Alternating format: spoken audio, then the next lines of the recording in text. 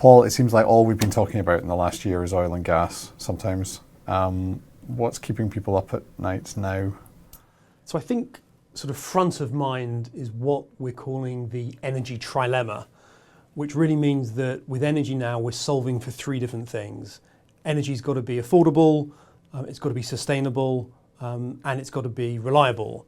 And to give you a little bit of context there, pre the 2015 Paris climate deal, energy was really all about affordability. We wanted cheap energy, and shale delivered that. That's when the shale phenomenon really kind of took off.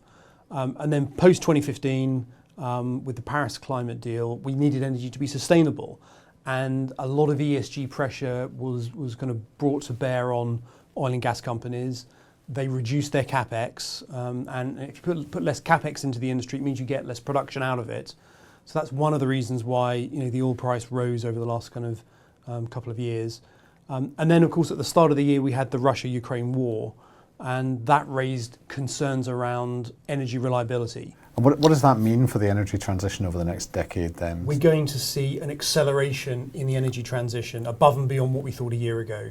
And the reason for that is twofold. It's firstly around higher oil and gas prices. So we can think of oil and gas prices as providing a pricing umbrella under which renewables operate. So renewables become relatively more competitive. And then secondly, governments want secure energy within their borders. So many governments are now providing more incentives for renewable generation. So for example, if you look at the IEA, they put out a report last week, and they've increased their forecast for the pace of renewable adoptions by around 30% versus what they thought a year ago.